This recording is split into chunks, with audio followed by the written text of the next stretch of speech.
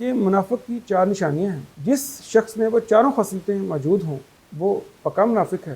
تسبیح اگرچہ مسلمان پر بھی فرض ہے لیکن اسے تسبیح کے لیے پیدا نہیں کیا گیا. سبح للہ ما فی السماوات و ما فی الارض، مسلمان کی جو فارمل تسبیح ہے وہ نماز ہے. موسیٰ کو ان کی قوم نے کہا تھا جب ان کو الگ راستے میں جہاد کا حکم دیا گیا تو وہ لوگ ان کے ساتھ نہیں چلے. کیا اس قسم کی باتیں مسلمان بھی کر رہے تھے؟ یقاتلون فی سبیلہ صفا کانہم بنیان مرصوص. بسم اللہ الرحمن الرحیم. معزز ناظرین السلام علیکم. اسلام کے بنیادی نظریات کے ساتھ محمد سہیل ریاض آپ کی خدمت میں حاضر ہیں.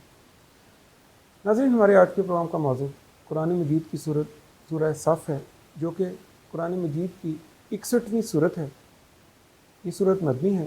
اس میں 2 رکوع اور 14 آیات ہیں.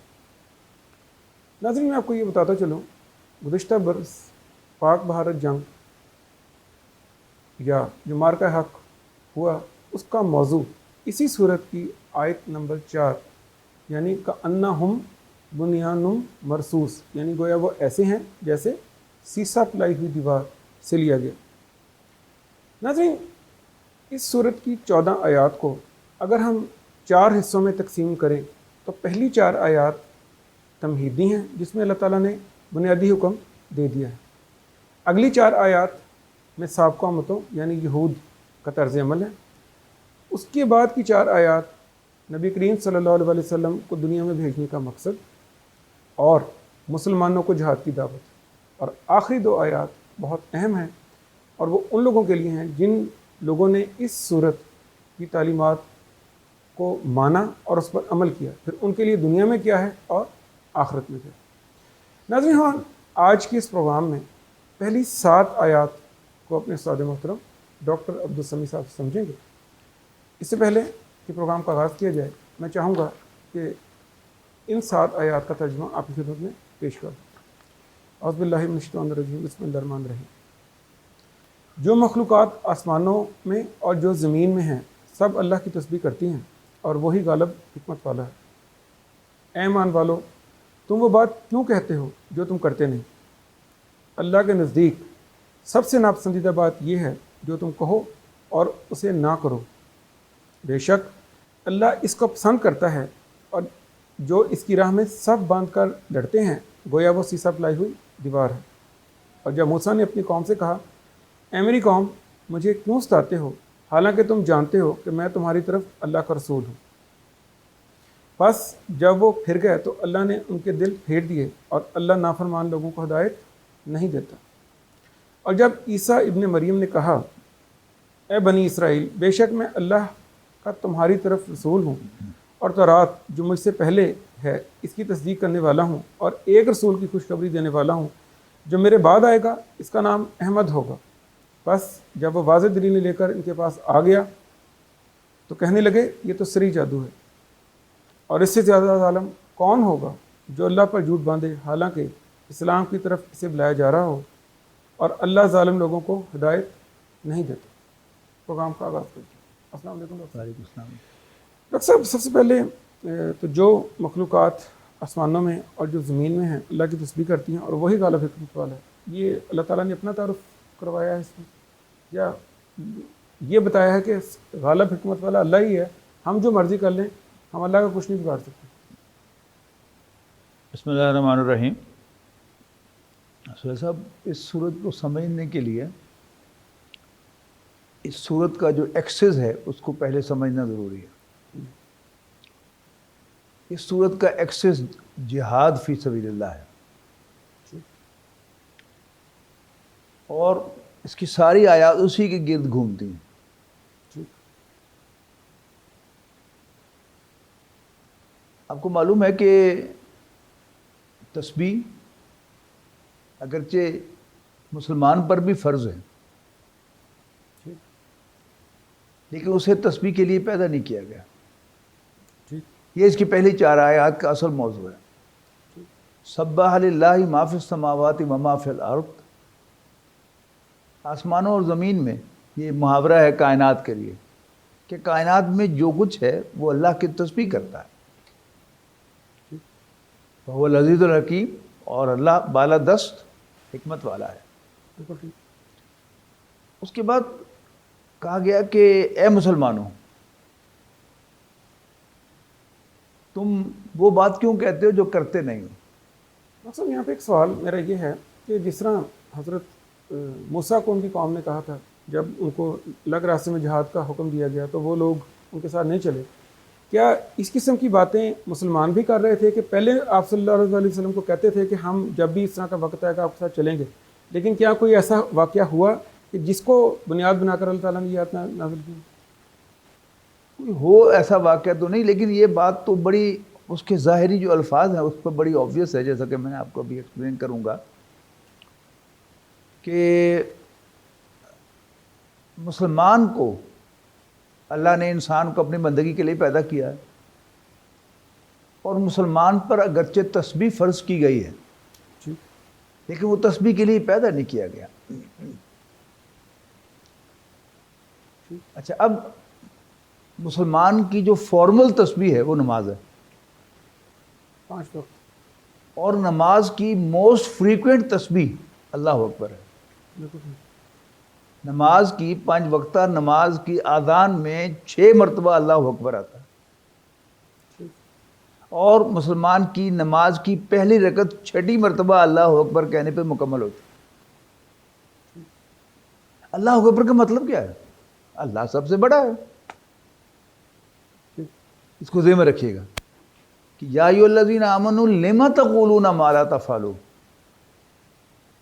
کبر مقتا عند اللہ ان تقولوا ما لا تفعلون۔ زمین و آسمان کی ہر شے اللہ کی تسبیح کرتی ہے، اللہ تعالیٰ بالادست حکمت والا ہے۔ مسلمانوں کیوں کہتے ہو جو کرتے نہیں ہو؟ اب تسبیح کے سیاق و سباق میں دیکھیے وہ کہنا کیا ہے؟ اللہ اکبر۔ ٹھیک۔ اگر ایک شخص زبان سے اللہ اکبر کے نعرے لگا رہا ہے لیکن اللہ کو چھوٹا دیکھ کر اس کا خون جوش نہیں مارتا، یا وہ اللہ کو بڑا کرنے کے لیے جدوجہد نہیں کرتا، صحیح۔ تو کیا جھوٹ بول رہا ہے کہ نہیں؟ کھوکھلے نہ رہے۔ ٹھیک۔ کیوں کہتے ہو جو کرتے نہیں ہو؟ اللہ کو غصہ آتا ہے اس پر کہ تم وہ بات کہو جو کرتے نہیں ہو۔ اللہ کو پیار کس پہ آتا ہے؟ ان اللہ یحب الذین یقاتلون فی سبیلہ صفا۔ اللہ کو تو محبت ان لوگوں سے ہے کہ جو اللہ کے راستے میں صف باندھ کر جہاد کرتے ہیں، ٹھیک۔ جنگ کرتے ہیں، کانہم بنیان مرصوص، ایسے جیسے کوئی سیسا پلائی ہوئی دیوار ہو۔ ٹھیک۔ علامہ اقبال کی 2 رباعیاں میں یہاں آپ کو سنانا چاہوں گا۔ پرواز ہے دونوں کی اسی ایک فضا میں، کرگس کا جہاں اور ہے شاہی کا جہاں اور۔ کرگس کہتے ہیں گدھ کو۔ گدھ کیا ہے؟ مردار کھاتی ہے۔ اور شاہین کیا ہے؟ وہ اپنا شکار خود کر کے کھاتا ہے۔ بلندیوں پہ اڑتا ہے۔ پرواز ہے دونوں کی اسی ایک فضا میں، کرگس کا جہاں اور ہے شاہی کا جہاں اور۔ الفاظ و معانی میں تفاوت نہیں، لیکن ملا کی ادا اور مجاہد کی ادا اور واہ واہ واہ، کہ دونوں، ملا سے مراد یہاں عام مسلمان ہے کہ جو اللہ کو تسبیح بٹ رکھا رہا ہے، کہ بے شک ہم 15 لاؤڈ سپیکر لگا کر مسجد میں محلے والوں کے کان پھاڑ دیں اللہ اکبر کے نعروں سے، لیکن نہ زمین ہلتی ہے نہ آسمان ہلتا ہے۔ لیکن کسی مسجد میں سے نکل کر 50 آدمی باہر سڑک پہ جا کر اللہ اکبر کا نعرہ لگائیں تو BBC پر بھی خبر آئے گی اور وائس آف امریکہ پر بھی خبر آئے گی کہ فیصل آباد میں محمدی مسجد میں سے نکل کر کچھ لوگ سدانہ روڈ پر آ گئے اور انہوں نے اللہ اکبر کے نعرے لگائے۔ ٹھیک ہے نا؟ کہ دوسری ربائی اس سے بھی زیادہ گلوریس ہے، یا وسعت افلاک میں تکبیر مسلسل، یا خاک کی آغوش میں تسبیح و مناجات۔ وہ مذہب مردان خود آگاہ خدا مست، یہ مذہب ملا و نباتات و جماعتات، یعنی جماعتات نباتات یہ سب اللہ کی تسبیح تو کر رہے ہیں، اگر مسلمان بھی ان کے ساتھ مل کر زبانی تسبیح کر رہا ہے تو پھر تو ان کے ساتھ مل گیا. لیکن اصل شان کیا ہے؟ یا وسعت افلاق میں تکبیر مسلسل، یا خاک کی آغوش میں تسبیح و مناجات. وہ مذہب مردان خود آگاہ، یعنی خود آگاہ، سیلف کانشیس، خدا مست گاڈ لیونگ. وہ مذہب مردان خود آگاہ، خدا مست. یہ مذہب ملا و نباتات و جماعتات. سبح للہ ما فی السماوات و ما فی الارض وهو العزیز الحکیم. یا ایھا الذین آمنوا لم تقولون ما لا تفعلون کبر مقتا عند اللہ ان تقولوا ما لا تفعلون ان اللہ یحب الذین یقاتلون فی سبیلہ صفا کانہم بنیان مرصوص. ان کے مقابلے میں جو تسبیح پٹ رکھا رہے ہیں، اللہ کو اپنے ان بندوں سے پیار ہے کہ جو اللہ کے راستے میں اللہ کے جھنڈے کو سر بلند کرنے کے لیے وہ کوشاں ہیں. نکلتے ہیں اور سیسا پلائی ہوئی دیوار کی مانند صف باندھ کر جنگ کرتے ہیں. Don't allow any one penetrate. اللہ کا کلمہ بلند ہو، اللہ کا دین بلند ہو. ٹھیک. اللہ کے یعنی اللہ بڑا ہو جائے. یہ الفاظ ہیں قرآن مجید میں، لِتَكُونَ كَلِمَةُ اللَّهِ الْعُلْيَا، بالکل ٹھیک. تاکہ اللہ کی بات سب سے اونچی ہو جائے، اللہ کا ڈنڈا سب سے بلند ہو جائے. اس کے لیے جہاد کرنا، اس کے لیے اس کے دشمنوں سے لڑنا، یہ ہے جن سے اللہ کو پیار آتا ہے. بالکل ٹھیک. اور دوسرے جو زبانی جمع خرچ پہ ترخا رہے ہیں، ان پر اللہ کو غصہ آتا ہے. حالانکہ کر وہ تصویریں ہیں، کر وہ تصویر کر. لیکن غصہ اللہ کو آ رہا ہے. سر اس کے بعد حضرت موسیٰ کی بات آئی ہے، جب موسیٰ نے اپنی قوم سے کہا کہ اے میری قوم، مجھے کیوں ستاتے ہو حالانکہ تم جانتے ہو کہ میں تمہاری طرف اللہ کا رسول ہوں. پر جب وہ پھر گئے تو اللہ نے ان کے دل پھیر دیے، اور اللہ نافرمانوں کو ہدایت نہیں دیتا. اب یہ حضرت موسیٰ علیہ السلام کی اگر مختصر زندگی کو اپنے سامنے لائیں کہ مدین سے واپسی پر کوہ طور پر انہیں اپوائنٹ کیا گیا. ان کو اپوائنٹمنٹ ہوئی کہ تم رسول ہو. اذهب الى فرعون انه طغى، فرعون کے پاس جا، وہ سرکشی پر اتر آیا ہے. ٹھیک. اللہ تعالیٰ نے جو پہلا سٹیپ تھا کہ بنی اسرائیل کو آزادی دلائی اور کہا کہ فرعون سے کہو کہ بنی اسرائیل کو چھوڑ دے. اب یہ جو پہلا سٹیپ تھا، اس میں تو اللہ تعالیٰ نے معجزے کے ذریعے سے بنی اسرائیل کو نکالا. پھر اس کے بعد دوبارہ حضرت موسیٰ علیہ السلام کو کوہ طور کا بلایا گیا اور تورات عطا کی گئی. تورات کیا تھی؟ ایک کوڈ آف کنڈکٹ تھا، ایک کوڈ آف لائف تھا، شریعت تھی پوری. اب اس کا تقاضا کیا تھا کہ اللہ کی ان احکام کو نافذ کیا جائے. حضرت موسیٰ علیہ السلام نے قوم سے تقاضا کیا کہ اب تمہیں یہ لڑ کر فتح کرنا ہوگا. قوم نے انکار کر دیا. اذهب انت وربک فقاتلا، کہ موسیٰ آپ اپنے رب کو لے کے جائیں اور جہاد کریں، جنگ کریں. انا ہاؤنا قائدون، ہم یہاں بیٹھے. اس پر پھر موسیٰ علیہ السلام نے بہت مایوسی کا اظہار کیا کہ یا اللہ، مجھے تو صرف اپنے بھائی پر اور اپنے آپ پر اختیار ہے. ففرق بیننا و بین القوم الفاسقین، پس ہمارے اور اس نافرمان قوم کے درمیان جدائی ڈال. تو حضرت موسیٰ علیہ السلام کا بھی انتقال وہیں صحرا میں ہو گیا، حضرت ہارون علیہ السلام کا بھی وہیں صحرا میں ہو گیا. 40 سال اس صحرا میں بھٹکنے کے بعد اب وہ نسل کے جو اس صحرا میں پلی پیدا ہوئی تھی اور ان کے اندر سخت کوشی تھی، اب وہ جب جوان ہوئے، 40 سال کے ہوئے، تو اب انہوں نے پھر جہاد کیا. حضرت یوشع ابن نون جو حضرت موسیٰ علیہ السلام کے خلیفہ تھے اور اللہ کے رسول نبی بھی تھے، ان کی قیادت میں جہاد کیا اور پھر فلسطین کو فتح کیا اور وہاں حکومت قائم کی. یہ اس کی طرف اشارہ ہے. بالکل ٹھیک. یاد کرو جب موسیٰ نے اپنی قوم سے کہا اے میری قوم، مجھے کیوں تنگ کرتے ہو، حالانکہ تم جانتے ہو کہ میں تمہاری طرف بھیجا ہوا اللہ کا رسول ہوں.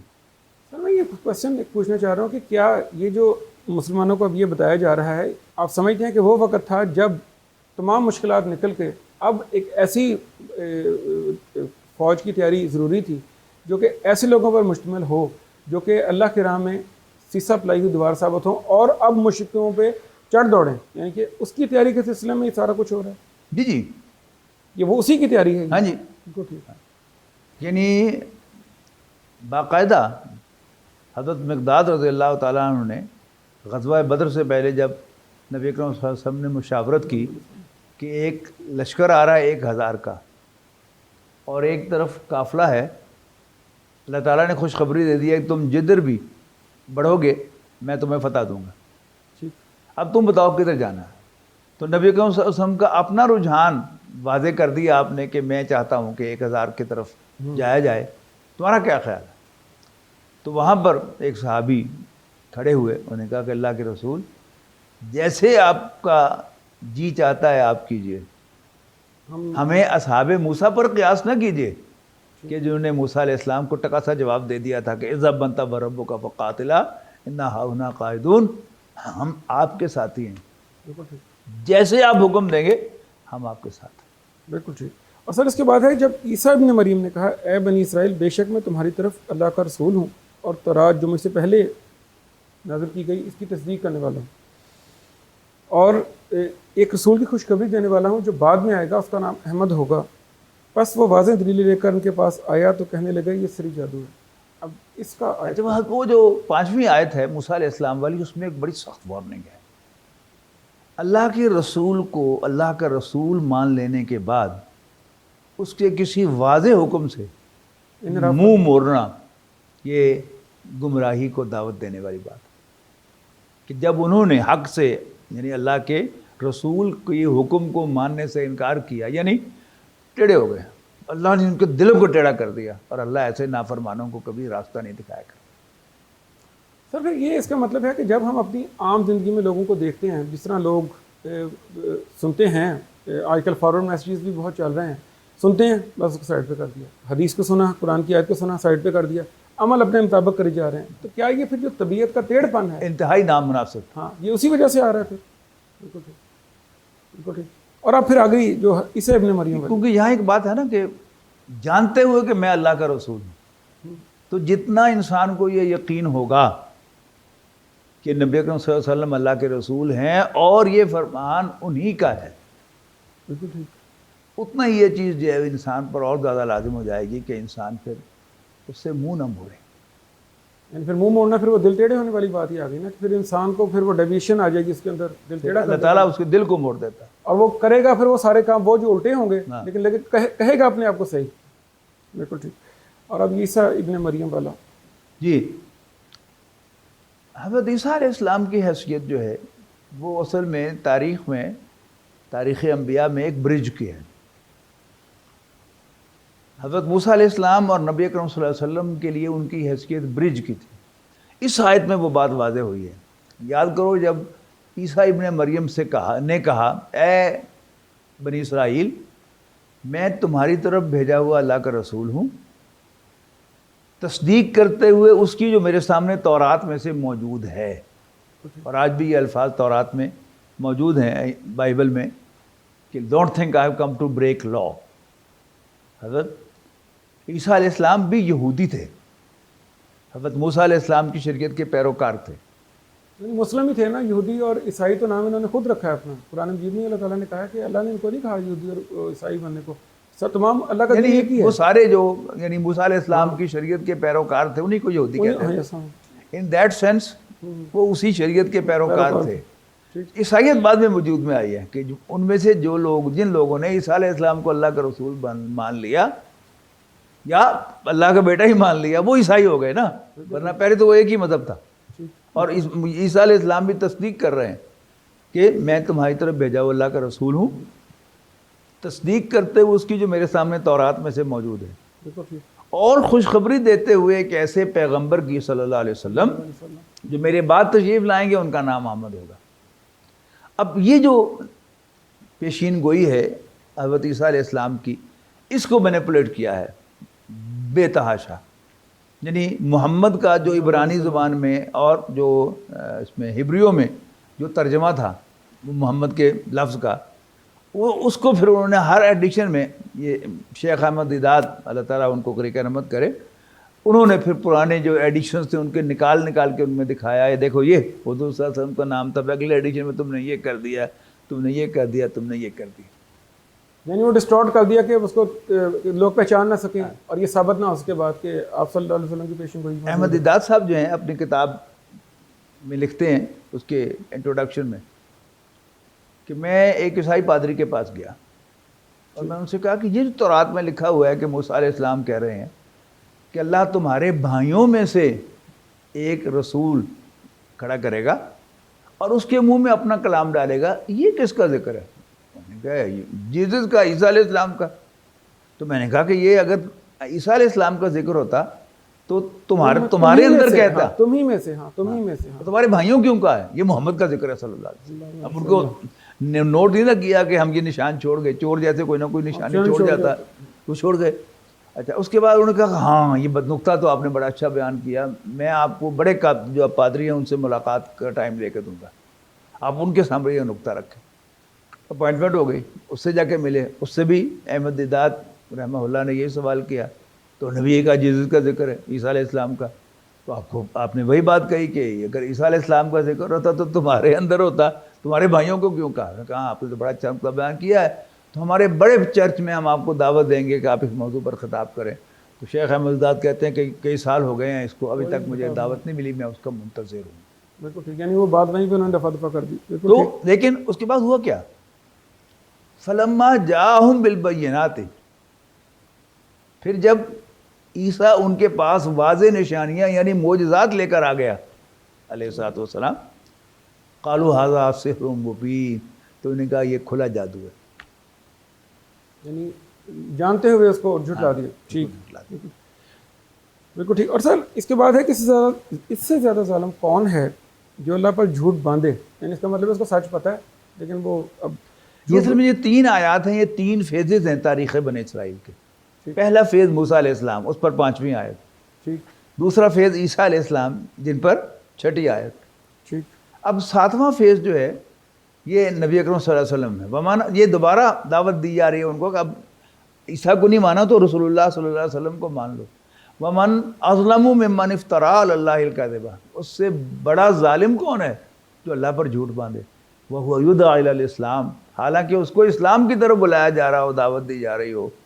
واللہ لا یہدی القوم الظالمین، اور اللہ تعالیٰ ایسے ناانصافوں کو کبھی راستہ نہیں دکھاتا۔ سر اس کی جو یہ آیت ہے 7ویں، اس کی بیس آیت نمبر 6 اور 5 ہی ہیں۔ ہاں جی، ان کو بتا کر کہ یہ دیکھو، یہ پروف کر کے یہ نشانیاں موجود ہیں، یہ وہی رسول ہے جس کی سابقہ امتوں میں نشانیاں موجود تھیں، تمہاری کتابوں میں اس کو بیان کیا گیا اور بتایا گیا ہے، اب تم اس کو جھٹلا رہے ہو جاننے کے باوجود اور اللہ پر جھوٹ باندھ رہے ہو، تو پھر یاد رکھو اللہ تعالیٰ اس لوگ کو نہیں دیتا۔ یہی اس کا مفہوم ہوگا۔ جی ڈاکٹر صاحب آپ کو بہت شکریہ۔ انشاءاللہ تعالیٰ ہم اس کی بقیہ 7 آیات آپ سے اپنے اگلے پروگرام میں سمجھیں گے۔ ہم آپ کو بہت شکر گزار۔ اس کے ساتھ ہی ناظرین، ہمارے آج کے پروگرام کا وقت اب ختم ہوتا ہے۔ استاد محترم نے بہت تفصیل سے ہمیں یہ بتایا ہے کہ اللہ تعالیٰ کو یہ بات پسند نہیں ہے کہ ہم جو ہمارا مقصد ہے اس سے ہٹ کر کوئی ایسا طرز عمل اختیار کریں جو کہ ظاہری طور پر تو شاید دیکھنے میں تو وہ ہو کہ ہم اللہ کا کام کر رہے ہیں، لیکن اصل میں وہ اللہ کا کام نہ ہو، صرف ایک ظاہری یا لفاظی کہہ لیں یا ظاہری طور پر اس کو پیش کرنا ہو، جبکہ مقصد اللہ کے دین کو بلند کرنا نہ ہو۔ مجھے نبی اللہ کریم کے دین کو غالب کرنا، اور ہمارا مقصد اللہ کے دین کو غالب کرنا نہ ہو۔ پروگرام کے اختتام پر میں نبی کریم صلی اللہ علیہ وسلم کی ایک حدیث آپ کی خدمت پیش کرنا چاہتا ہوں کہ قیامت کے دن نبی کریم صلی اللہ علیہ وسلم نے فرمایا کہ قیامت کے دن ایک شخص کو لایا جائے گا اور اسے جہنم میں ڈال دیا جائے گا، آگ میں اس کی انتڑیاں باہر نکل جائیں گی اور وہ چکی کے گدھے کی طرح ان کے گرد چکر گائے گا۔ جہنمی لوگ اس کے گرد جمع ہوں گے اور اسے پوچھیں گے کہ اے فلاں تیرا کیا معاملہ ہے، کیا تو دنیا میں ہمیں نیک کاموں کا حکم نہیں دیتا تھا اور برائی سے نہیں روکتا تھا؟ تو وہ شخص کہے گا ہاں میں ایسا ہی کرتا تھا، لیکن میں جن باتوں سے تمہیں روکا کرتا تھا وہ گناہ میں خود کر لیا کرتا تھا۔ اسی طرح نبی کریم صلی اللہ علیہ وسلم نے فرمایا کہ منافق کی 4 نشانیاں ہیں، جس شخص میں وہ چاروں خصلتیں موجود ہوں وہ پکا منافق ہے، جبکہ ان میں سے ایک یا 2 خصلتیں موجود ہوں تو اس میں منافقت کی ایک خصلت ہے۔ وہ نشانیاں 4 یہ ہیں: جب بات کرے گا تو جھوٹ بولے گا، وعدہ کرے گا تو وعدہ خلافی کرے گا، اس کے پاس امانت رکھی جائے گی تو اس کی خیانت کرے گا، اور جب جھگڑا کرے گا تو بد زبانی کرے گا۔ اپنی ذکارت، اپنے دوستوں سب کا خیال رکھیے گا۔ آئندہ اسی صورت کی آخری 7 آیات کے ساتھ پھر حاضر ہوں گے، تب تک کے لیے اجازت، اللہ حافظ۔